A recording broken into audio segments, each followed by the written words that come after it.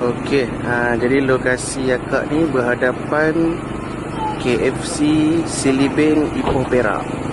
Apa yang menu special dan selalu orang order kat sini? Okay, sebenarnya masa kita orang buka ni sebenarnya kita tumpu pada char kway teow. Okey.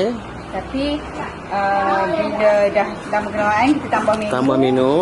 Yang sekarang ni watan ho menjadi keutamaan lah. Watan ho Watan ho. Okey. Sebab watan ho ni jarang orang Melayu buat. Saya nak tu satu. Satu lagi apa? Yang orang char kway teow lah. Char kway teow. Char kway teow. Okey, akak buat tiap hari ke kak? InsyaAllah daripada hari Selasa hingga hari Ahad. Okay. Isnin je kami cuti. Isnin je cuti. Ikhlas tentang rasa dia. Okey, dari segi rasa dia sebab saya suka Chinese food. Okey. So akak ni punya masakan ni dia nampak macam ala-ala Chinese food lah. Ala-ala Chinese food. So saya puas hati lah. Puas hati. Dia punya ramuan, dia rasa, dia memang rasa Chinese food. Chinese bagi food saya lah. Bagi abang lah. Okey. Kalau nak orang ni nak makan cara style Chinese food, Okey. boleh datang ke sini. Boleh datang ke sini ya. Dia punya watan ho. Okey. Memang best.